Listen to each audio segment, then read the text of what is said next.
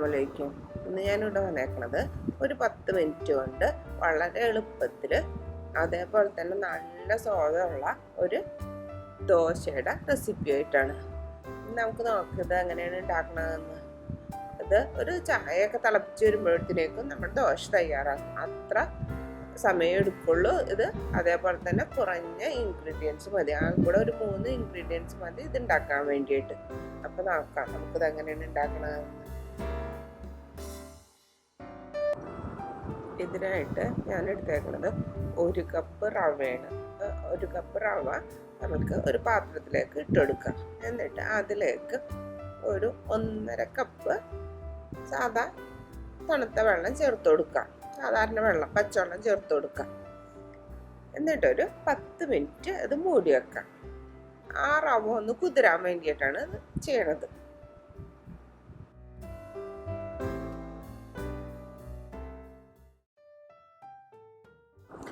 അതിനുശേഷം വേറൊരു പാത്രത്തിലേക്ക് ഒരു 1/2 കപ്പ് അവിലെടുക്കാം. എന്നിട്ട് അതും അത് ഇതുപോലെ തന്നെ ഒരു 1/2 കപ്പ് വെള്ളം ഒഴിച്ചിട്ടൊന്ന് സോക്ക് ചെയ്യാം.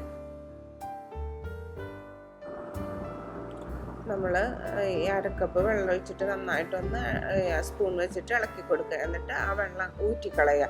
കാരണം എന്ന് വെച്ചിട്ടുണ്ടെങ്കിൽ അവില് വല്ല അഴുക്ക എന്തെങ്കിലും ഉണ്ടെങ്കിൽ അപ്പം പൊക്കോളും.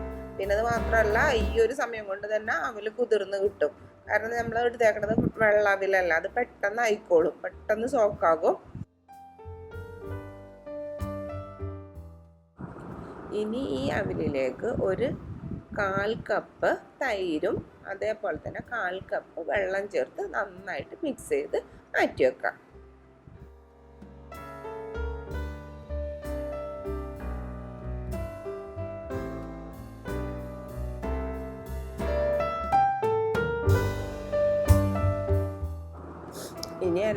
ഇതെല്ലാം ഒരു മിക്സിയുടെ ജാറിലേക്ക് ഇട്ട് കൊടുത്തിട്ട് ഒരു 1/4 കപ്പ് വെള്ളം ചേർത്ത് നന്നായിട്ട് അടിച്ചെടുക്കുക.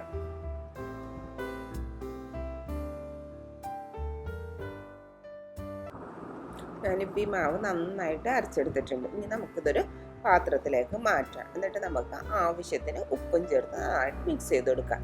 പിന്നെ വേണ്ടത് നമുക്ക് ഒരു അര ടീസ്പൂൺ ബേക്കിംഗ് പൗഡറാണ്. ബേക്കിംഗ് സോഡ അല്ല, ബേക്കിംഗ് പൗഡർ. അത് നമുക്ക് ഇതിലേക്ക് ഇട്ട് കൊടുക്കാം.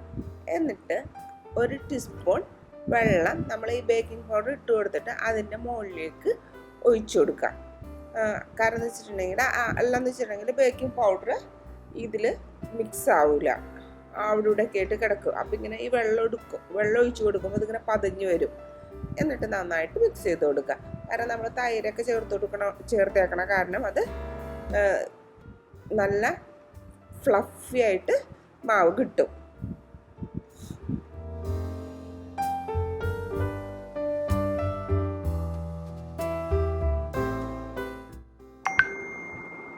ഇനി നമുക്കൊരു പാൻ വെച്ച് കൊടുക്കുക. എന്നിട്ട് നമ്മൾ തയ്യാറാക്കി വെച്ചേക്കണ മാവ് ഇതിലേക്ക് ഒഴിച്ചു കൊടുത്തിട്ട് ദോശ ചുടണ പോലെ തന്നെ ചുട്ടെടുക്കുക.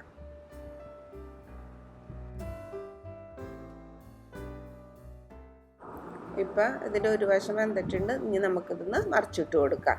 അതേപോലെ തന്നെ ഇതിന് കുറേ സമയമൊന്നും എടുക്കില്ല. ഇത് പെട്ടെന്ന് തന്നെ ആകും, ആയിക്കിട്ടും. ഒട്ടും കട്ടിയില്ലാത്തൊരു ദോശയല്ല ഇത്. അപ്പോൾ അതുകൊണ്ട് പെട്ടെന്ന് തന്നെ ആവും, കുറേ സമയമൊന്നും എടുക്കില്ല. പിന്നെ ഇനി നമുക്ക് നമ്മുടെ ബാക്കിയുള്ള മാവും ഇതേപോലെ തന്നെ നമുക്ക് ചുട്ടെടുക്കാം. അപ്പോൾ നമ്മുടെ ദോശ ഇവിടെ റെഡി ആയിട്ടുണ്ട്. അപ്പോൾ എല്ലാവരും ഇത് ട്രൈ ചെയ്ത് നോക്കണം. ഇത് നോക്കിയേ, ഇത് വളരെ എളുപ്പമല്ല ഇത് ഉണ്ടാക്കാൻ വേണ്ടിയിട്ട്. അതും കുറച്ച് സമയമല്ലേ എടുക്കുള്ളൂ. അപ്പോൾ എല്ലാവരും ഇത് ഉണ്ടാക്കി വെക്കണം. പിന്നെ നമ്മൾ ഉഴുന്നും അരിയൊക്കെ ഇടാൻ മറന്നു പോയിട്ടുണ്ടെങ്കിലും നമുക്ക് പെട്ടെന്നൊരു ദോശ ഉണ്ടാക്കണം എന്ന് തോന്നണമെങ്കിൽ നമുക്ക് ഇതുപോലെ ഉണ്ടാക്കാം. അപ്പം ഒരു 10 മിനിറ്റിനുള്ളിൽ നമ്മുടെ ബ്രേക്ക്ഫാസ്റ്റ് റെഡിയാകും. അപ്പം എല്ലാവരും ഇത് ട്രൈ ചെയ്ത് നോക്കണം. പിന്നെ എല്ലാവരും എൻ്റെ ചാനൽ സബ്സ്ക്രൈബ് ചെയ്യണം. ആരെങ്കിലും സബ്സ്ക്രൈബ് ചെയ്യാത്തവരുണ്ടെങ്കിൽ ഒന്ന് സബ്സ്ക്രൈബ് ചെയ്ത് സപ്പോർട്ട് ചെയ്യണം. അതേപോലെ തന്നെ ബെല്ലൈക്കൺ ഒന്ന് എനേബിൾ ചെയ്യണം. അപ്പോൾ ഞാനിടുന്ന പുതിയ വീഡിയോകളെല്ലാം നിങ്ങൾക്ക് നോട്ടിഫിക്കേഷനായിട്ട് കിട്ടും. അപ്പം അതും കൂടി ഒന്ന് ചെയ്യണേ.